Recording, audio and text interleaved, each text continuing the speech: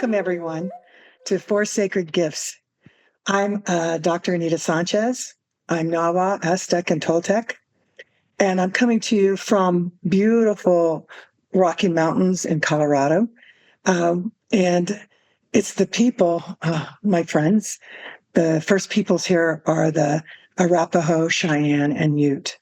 And I'm really been a guest here for over 50 years, and I call it home, and I feel very fortunate to be here. And I wanted to let people know those folks are still here. Sometimes people will say on the land as if they're gone. No, they're here. And clearly their ancestors are here, but they are here too. So Four Sacred Gifts is based on prophecy, the Eagle Hoop prophecy. And it's saying that we're in a time where we need to remember how to create harmony and balance with ourselves, with other people, with all of our relatives on the earth, and we certainly know that. And so the purpose of this is to invite amazing people, and today I have a quite amazing person, a friend, a mother, just an expert. She, and what it is to, I keep reading and seeing how people are saying, well, it's time. We have to have indigenous wisdom. We have to have indigenous people's voices in this and sometimes they do, but many times it's not there. So the purpose of this is for you to get to know some elders, learn about what they're doing, how to get a hold of them, and also to see the kinds of solutions, the way of being and doing that may inspire you to be in right relationship with the earth and all of our relatives. So with that, I would like to welcome Geraldine Patrick Encina, and I'm going to say a little bit about you. I've already said a little bit that I'd see you and I think of a wise woman, a mother, amazing daughter, supportive husband, just incredible. And I've had the good fortune to have Geraldine in my home. It's been a number of years. But Geraldine lives in the highlands of Mexico, in the sacred landscape of the Otomi peoples, originally called Zambata, the Valley of the Moon. As an ethnoecologist and a cultural astronomer, Geraldine has generated extensive knowledge about the astronomical, ecological, agricultural, and spiritual underpinnings of ancient Mesoamerican cosmos and timekeeping systems in the form of calendars and monuments within urban layouts that are aligned to Sun, Moon, and Venus appearing in the horizon on dates that are highlighted in the original calendars that she has recovered.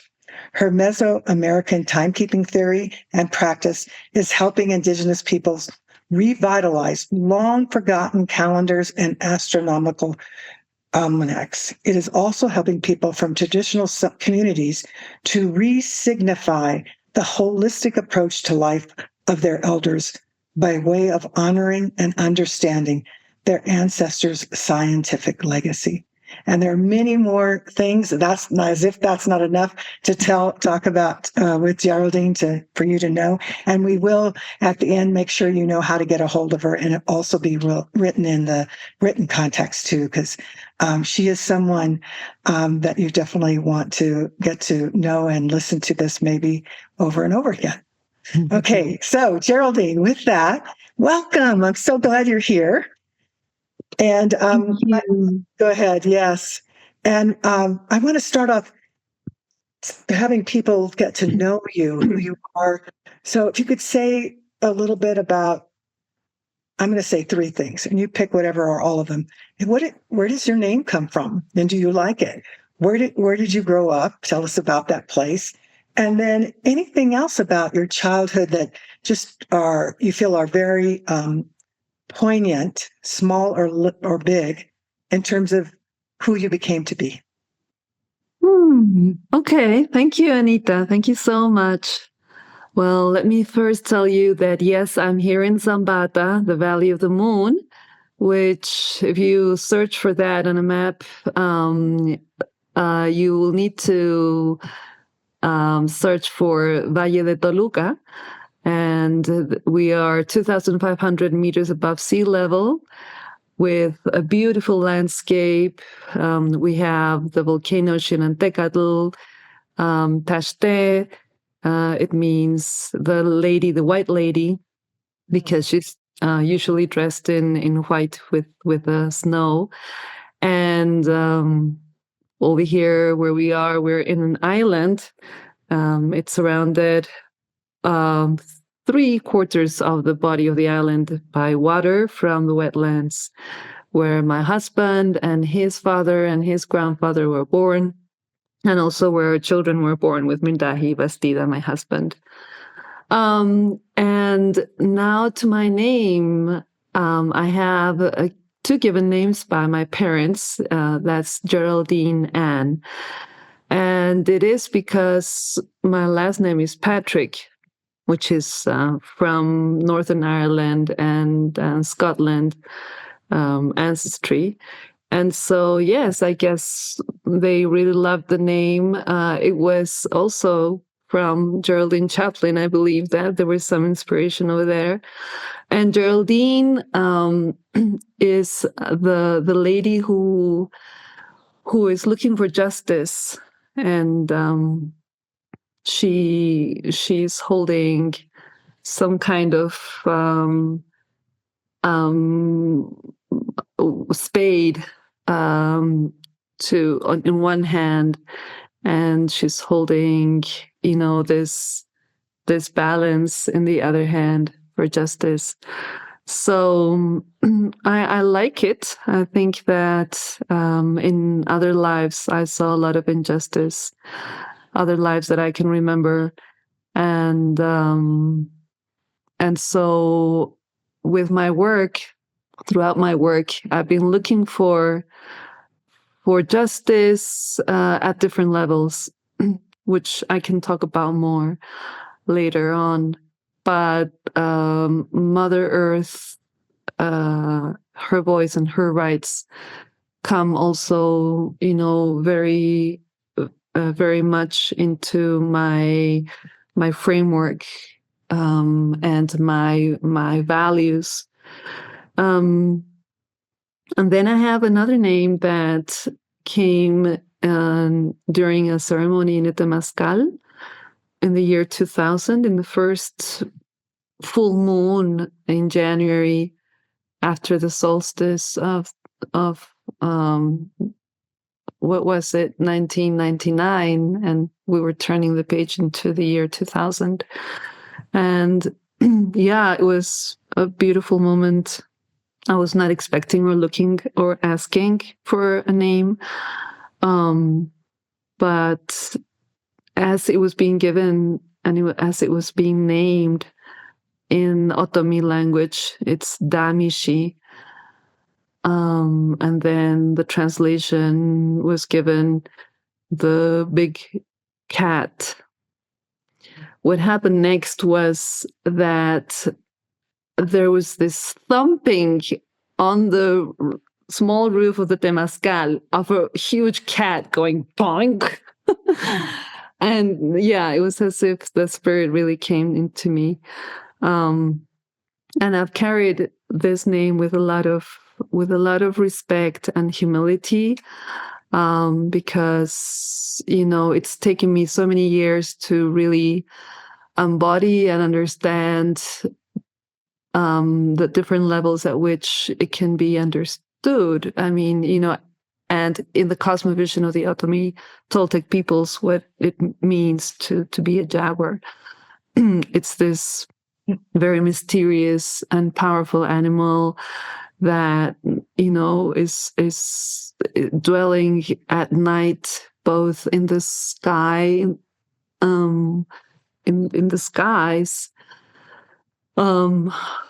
and also dwelling in the jungle, and also can go into the waters. It's one of the only cats that I know that can actually swim and love swimming and going, like diving in the waters, so much that I can access caverns that are beneath the water, and where there's a lot of knowledge that is in there. There's evidence of people having lived in those caverns. There's maybe vases and different items that were left there, especially in the Yucatan Peninsula, where at other times it may have been too dry, or just the water levels within those cenotes, those very special caverns full of water, was lower, and so they were living offerings. They had altars in there, and there may even be books that were left behind, painted books that were hidden at the times of the Spanish invasion and Inquisition. That was really tough, and we know that many books were hidden in these caverns, meaning that the jaguar, the Balam, can choose when to bring some of this knowledge to the surface, and it has been a little bit of my path for sure. And the third name that I've been given, it happened in the year 2013 by Uncle Wilton. He is a dear uncle to Victor Masayesva, who passed away. Uncle Wilton, Victor Masayesva from Third Mesa. He invited, because Uncle Wilton asked that I would be invited over in Third Mesa to speak about my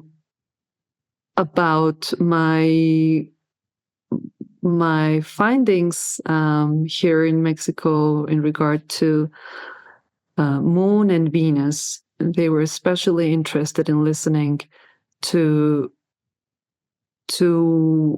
how Moon and Venus together had played a significant role in timekeeping systems for the Cholula people, for the ancestors of the Hopi, as they believed that they did live for some time in Cholula and Tula back in the year 900 or 1000.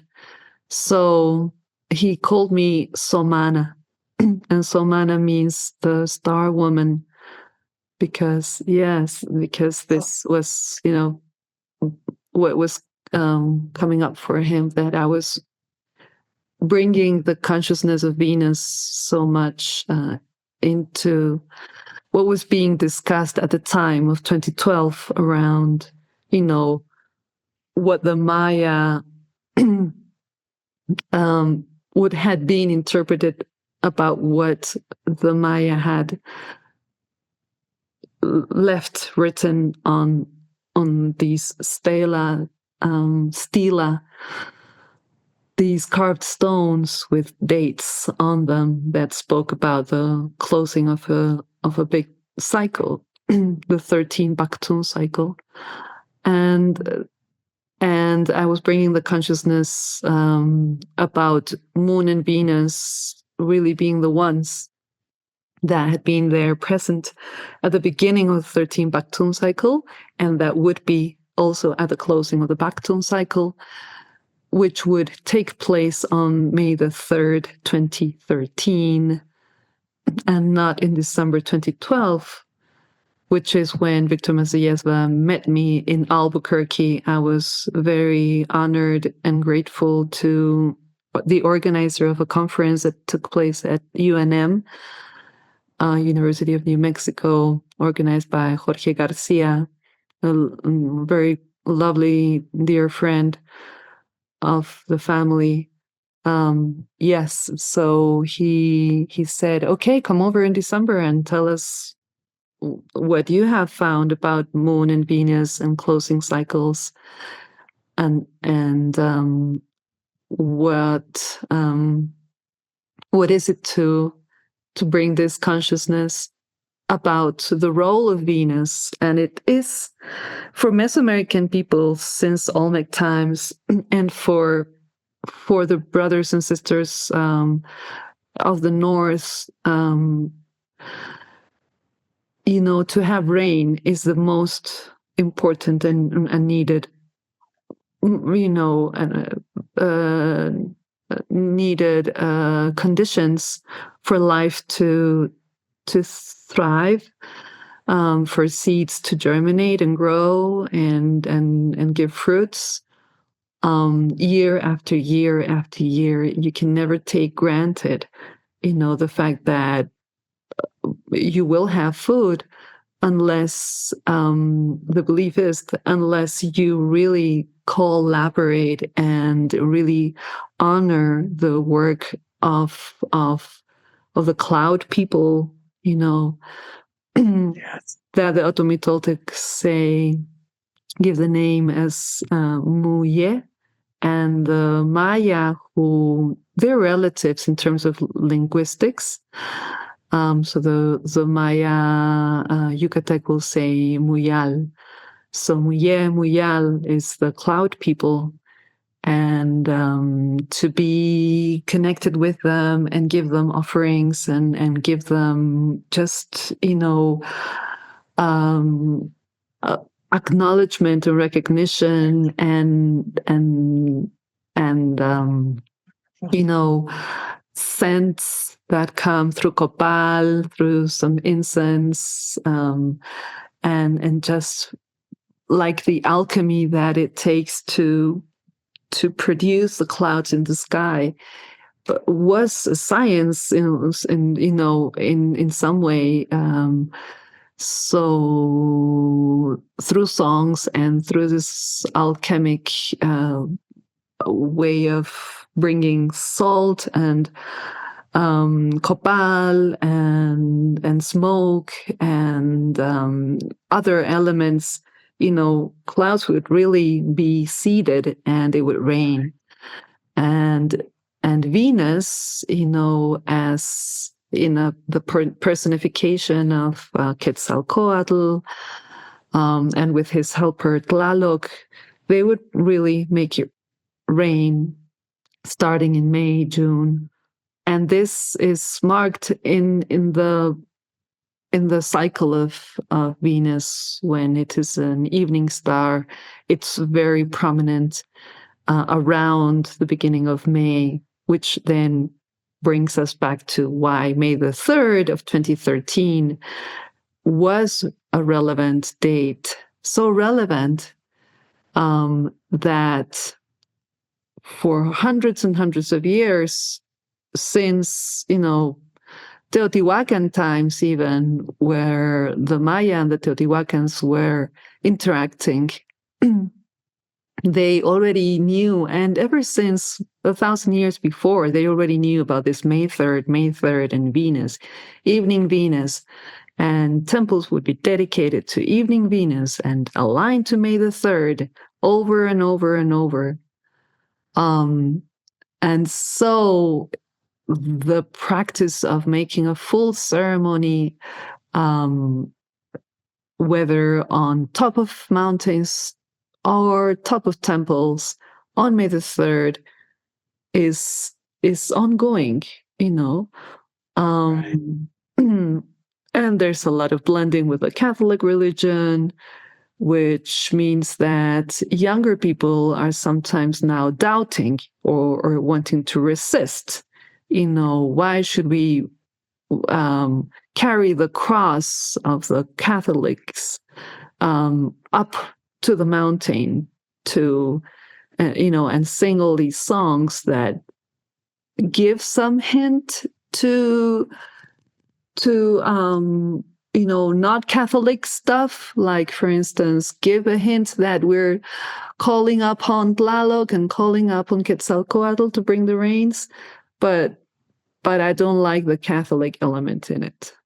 Right. So, yeah, but it's been lovely to see how the recovery of the original calendars now really brings into in this new perspective, or in the original perspective of the ancestors, what it is to live in the time of May, when May is the month where rain needs to start falling. Right. Anyway, yeah, that was a long, Let me long just say, answer. no, that's fine, because I'm mesmerized by it. I couple of things. Your parents, their parents, whoever, what they gave you in terms of those three names are so powerful. I hadn't heard that before. The justice, the balancing, and then the power of the jaguar, and then the stars. When I think of you, now I'll have these other visible things that I'll be thinking about, because I always respected you from the very start and could see that you carry so much, and not only carry so much wisdom and knowledge, but you care so much. And I think, and you're just sharing all that, you're already showing that. And I know that the people listening and watching, there are people who are very much into the cosmos and, all the different parts of that, who are indigenous and non. And also, there's so many. I'm stuttering a little bit because I realize the work that you do is so misunderstood by us. And I include myself as an indigenous person in that, because we weren't taught. The calendar is Gregorian, so I'm going to get good grades. So I'm learning all this stuff. But then I'd go with my grandmother, and she refused to have a calendar on the wall. And we did things based on what was happening in the moon and the sun, and the teachings were all that. But because she had left Mexico, fell in love with this man, and ended up in Missouri, the land, the place, the context, I would say is forgotten but not missing, because it can be remembered. And that's what I hear you saying in terms of young people as well. But I want to follow up some, actually, wherever you want to go. But one of the things I know is that this whole thing of time, and timekeeping, and I'd like to say more about that, because I know, especially at this time where we have so many challenges, people are like, and yet inside of my heart and from my learnings is time is circular. It's more what you're talking about, in which case, yes, it can be urgent, but let's not be, like there is, and it's not just others are helping. So maybe you could say more about this marvelous thing around time, this history, this knowing, being able to go in the water and see these caverns, and why that's so important to us, not just indigenous people, but for everyone in terms of being in right relationship. But anyway, you answer the question, and just lead us on to whatever you think we need to know. Yes, Anita. So yes, we have today, the exposure to so much that is insinuating that we need to be doing things at full speed and delivering, instantaneously, and that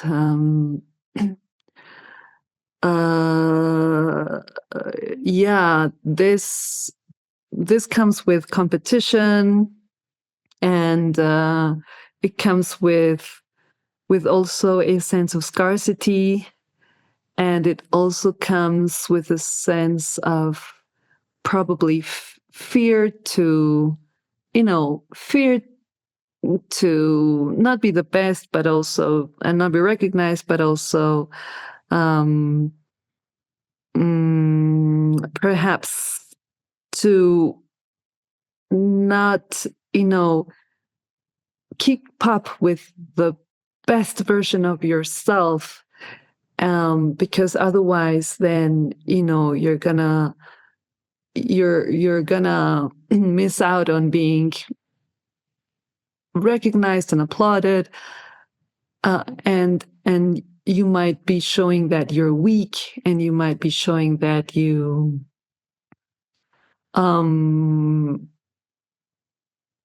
that if you don't leave, a footprint,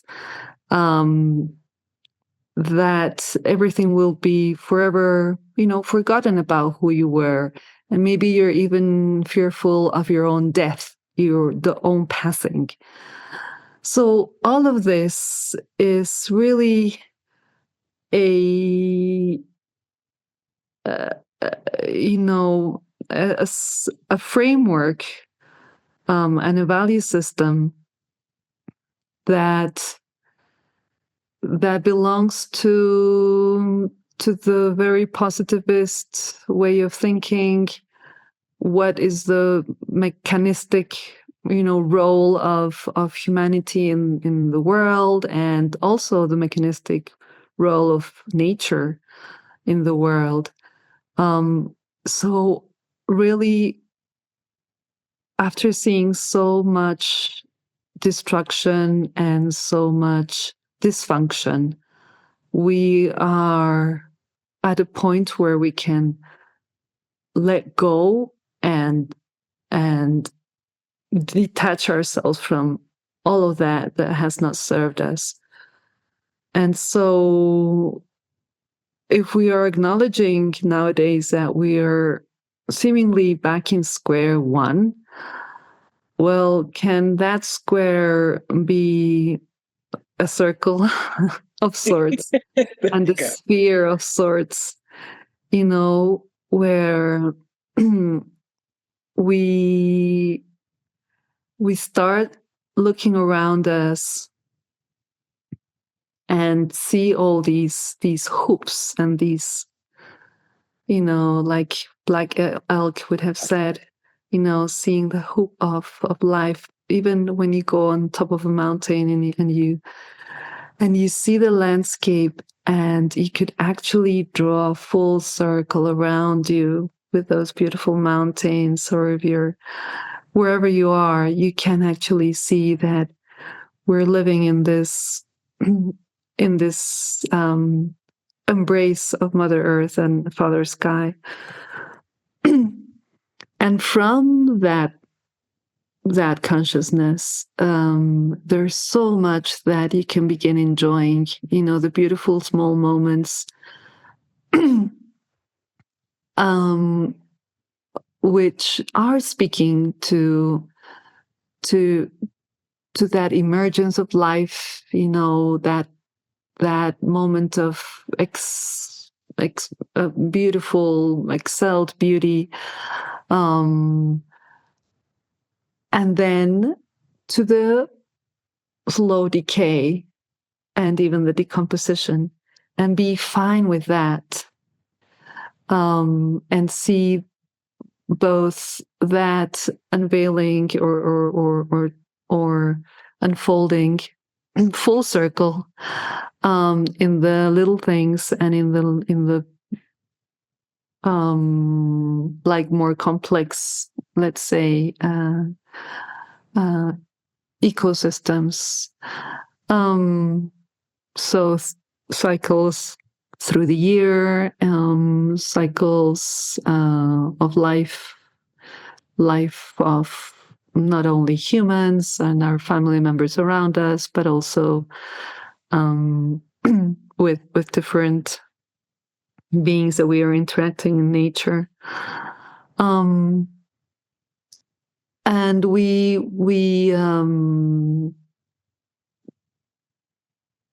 have the opportunity today to also think of ourselves in interrelation and interdependence with others, because that has been another tremendous, problem, really, to have been raised as very individualistic entities, because that's ever such a lonely path, really. But when we see that in our breathing, we're breathing in what? Well, oxygen that, among other elements, that oxygen is coming right from that tree and the plants that I am looking at, and that I can start connecting in a deeper level and being thankful that it exists and that it is thriving and that it is able to give us this oxygen.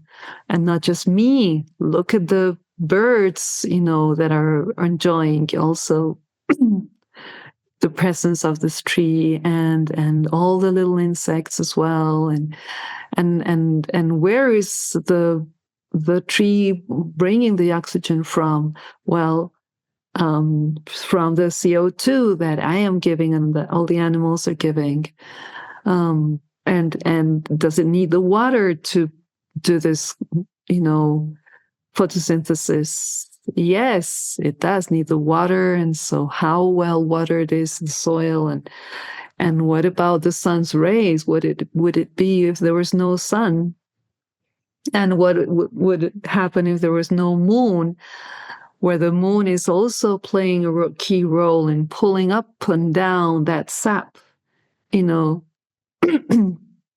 So to begin connecting in this way is suddenly, filling us with a new sense of belonging, of purpose, of responsibility as well. Hopefully, especially responsibility about the consequences of every action and every decision. And it also puts into perspective whether, this free will is in fact so free, because in fact, being born to Mother Earth, we're in whichever little pocket of Mother Earth we may have been born, requires, acknowledging every single day that we have another day of life, and that we can do something beautiful today in this little pocket where we are, and that hopefully there will be a beautiful reverberation of that, of Just our said so behavior. beautifully. I'm just going to say, I didn't mean to cut you off, but what you said is so beautiful. It's, and for some that I think are watching or listening, they're delighted by what you're saying, because that illusion of separateness and that's part of the destruction. However, then some people will get into, I thought we did have free will. And yet how you express it, that interconnectedness, rather than taking away what I want to suggest, and it's so beautifully said by you, and expressing our interconnectedness, is that you don't lose anything by not putting yourself as alone. In fact, you gain everything. Like everything I do, I know I don't do alone. Every thought I have, I know I don't have. And it doesn't make me small or disappear. Instead, it frees. It frees because I know always, whether it's the tree and us talking, we're not doing that alone either. We're the plant relatives, but everything is that way. And so, actually, I just wanted to kind of put a very big exclamation point on everything you described, is that it is not less. It's not we have abundance, but I would like to say we also have everything sufficient to be. And it doesn't have to be that, what is the most positive, the biggest, and I'm saying that in a little bit of laughter, Geraldine, because my PhD, part of my work is in positive psychology, which is always about what's the best and what's the highest, so we can keep raising it up and up. And I'm known for that work, but I love it when I go to different people, indigenous and even people in Europe, like, why does it have to be that? What is that? And that comes again, if we look at things just like a calendar, what is that? But also this we're so interrelated, and we have, it sounds coin, but like we have everything we need. It's just we're in this telling the story in a different way. And I understand where you were raised and how you were raised, that it was the greatest antidote to this other stuff. And I got a lot of that from my grandmother, my mother. However, I still live in this stuff. So I have to keep asking myself, wait a minute, what craziness is that? But what I will say, I've never been more joyful. And my grandmother used to talk about joy. She never talked about happiness, but she talked about joy, and it felt so much bigger. But right beside that, she would talk about responsibility. Yeah. So we have to go out and share that water. We have to go out and gratitude every morning to the sun as it rose, and all of those things. So I just want to say, those of you listening that were just hanging on Geraldine's description of what this shift could look like, what it is already looking like, and that is one of joy and responsibility. And it's beautiful. I don't even want to say more, because that more and less is just craziness too. We're all enough. Trying to think what else that people went with what you said. Let me just say, I'm enjoying talking with you, and we still have some more time, so it's not over. There's so much, I think, I want to say, when people meet, if you have meet Indigenous people, and we are everywhere, all over the world, and that if we be curious, if we open our heart, we will find not only new things that are wonderful, I hate to even say solutions, but a way of being, but we will also find some things in common. So very obvious things in common, like breathing or the blood in our veins, and things that are really important and aren't nothing. They are something that makes us part of the hoop of life. So we still have another 15 minutes, 10, 15 minutes. So I would like to have you share with us, and maybe you just did, I'm not sure. What are you, two things, I'm terrible about just saying one question at a time. So one of them is, what are you working on now? What are you visioning or working on? And along with that, or separate, could be a separate thing, is, what are you dreaming? What is this woman who has this incredible names and the energy that goes with those names? They make no mistakes. So what is it that you're focusing on? And then tell us some about your dream or dreams. Thank you, Anita, for that question. Okay, so I guess ever since Jorge Garcia invited me back in December 2012 to UNM to speak, and out of that, Victor Maciesva said, come over, Uncle Wilton wants to talk with you. What happened afterwards was that Victor Maciesva, being himself, an artist in the space of film, both as movies and as photography, he said, okay, let's embark on this project to speak about creation times and the covenants with Creator that the Otomi, Toltec, and the Hopi may have in common. So we embarked on this project that for the next 10 years, was all about putting together these elements that would bring the voice of, let's say, the ones who are co-participating in the covenant in the agreement, at the time of the agreement. And we made different versions of this, thinking about making a whole film, then thinking about making something briefer that we could present in a planetarium, in a dome,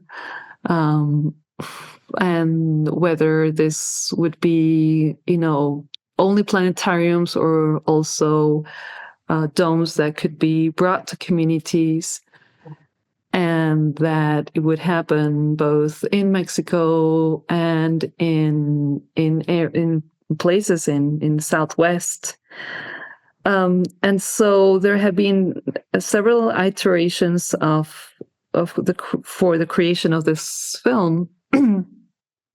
The project now is looking like a 20-minute film where all that we can see in one still frame in a painted codex called, sadly, the Borgia Codex.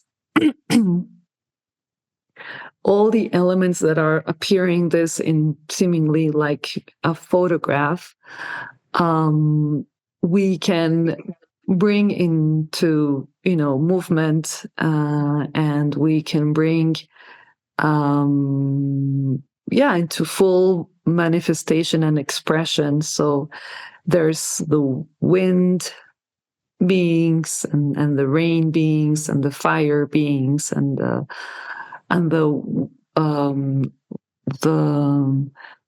first original water mountain or water trough that is holding the thunderbolts and all the the life forces that were needed to make kind of like the big, not Big Bang, but the big explosion of life. Anyways, this has been quite a tough project to achieve in its full expression. So we only have about 5-6 minutes of the film, and now we have brought a Mexican team with several people on board, and Victor Maciesva is having more of a more relaxed seat. And we are now trying to bring into the awareness of the international audience that would like, hopefully, to go and see that version of the film, bring into their awareness the importance of sacred sites, that in a way, are the scene, are the replica and of this liminal, sacred place where creation happened, and that in some way, whenever a ceremony is carried out in these sacred sites, we are reenacting that which happened in creation time, where and when the covenant was made with Creator and Creatrix, if my sisters need also Yes. to have mother, because it was mother, father, of course, together who created everything. In all our creation stories, they're together. Meaning that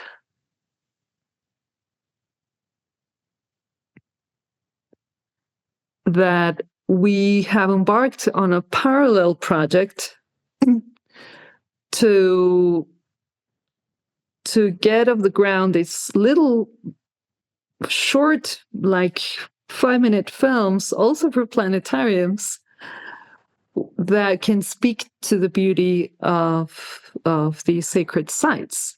And so we have started with one sacred site in Mexico, which is near to San Miguel de Allende.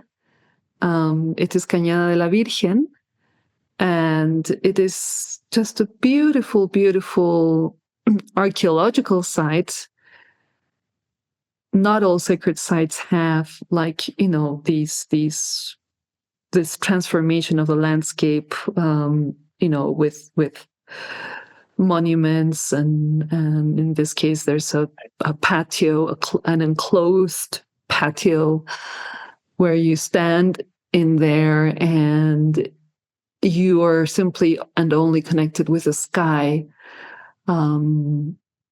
And you have in front of you, to the west, a beautiful pyramid that, if you look at that pyramid at sunset, you have, or at moonset every morning, you have all year through, the sun or the moon or Venus, just moving along the different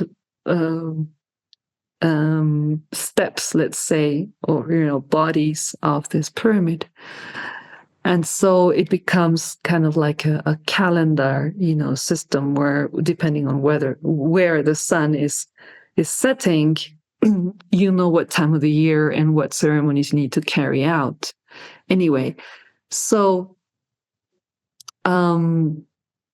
this particular space in Cañada de la Virgen is one where the government of Mexico and the National Institute of History and Archaeology are allowing for people from communities to come and celebrate, the beginning of the blessing of the seeds. Like in these times in March, people will come together and do celebration, and share and the seeds that they will go back to their communities and sow. I'm saying this because in all other archaeological sites in Mexico, the government does not allow for ceremonies to be carried out in them, which is quite sad. But yeah, so we're trying to figure out how there can be some manner or form to grant that permit to people who have the qualifications to carry out ceremony. In closing brackets. Now I'll turn on to the next project, which is, and it's more of a dream. Well, I'd like to, talk about, very briefly say, okay, a dream of mine has been to go to planetariums and bring in what the Maya, especially the Maya, because, we have a corpus of about 2,000 stela with dates and events that are written over there. And because the correlation that has been used to calculate Maya dates is not the right correlation, then nothing shows up in the sky that makes sense.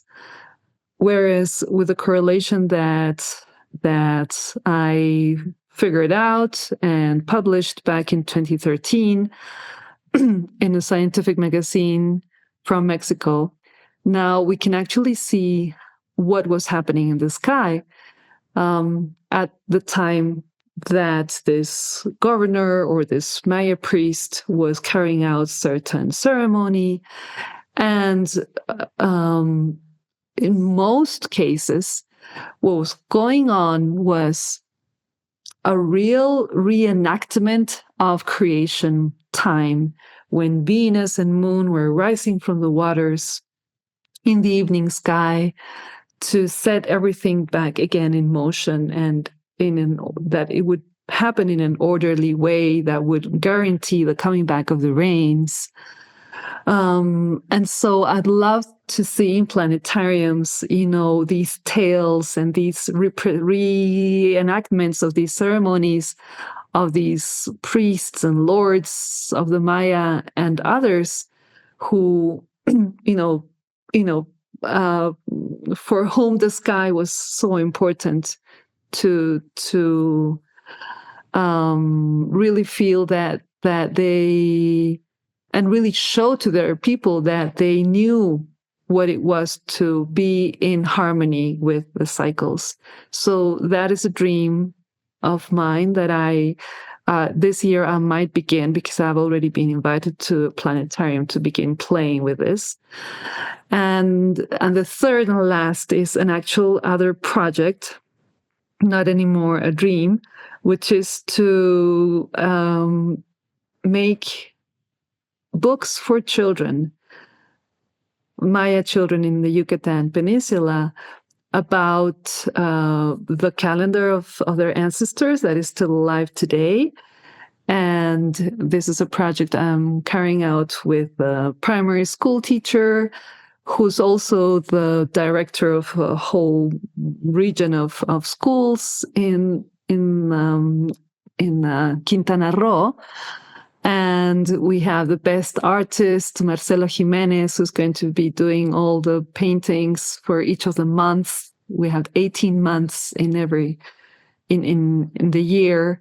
And we're going to make a coloring book as well for children. So they will be, interacting more and more with what it is to be on the month of the deer, or the month of the frog, or the month of the skull in Dia de Muertos, and that they can really connect to whatever uncle is doing, he's going hunting on the month of the deer or whatever, so that there's this dialogue again, and this opportunity for children to reconnect with the cycles that is still very much part of the way of living in the Yucatan, but that they can now see it because their calendar of their ancestors, is telling them it's time to go to hunt. It's time to call the rains with the frogs. Thank you for being here. And for Geraldine Patrick Encina, who, if you look her up, you'll see all the different things she's done. And we'll make sure to have on the written part for this podcast how to find her. And I thank her for sharing all that in her dreams. And I'm sure that you will, those of you who are taken by those dreams, that you will send support, light, energy to them as well.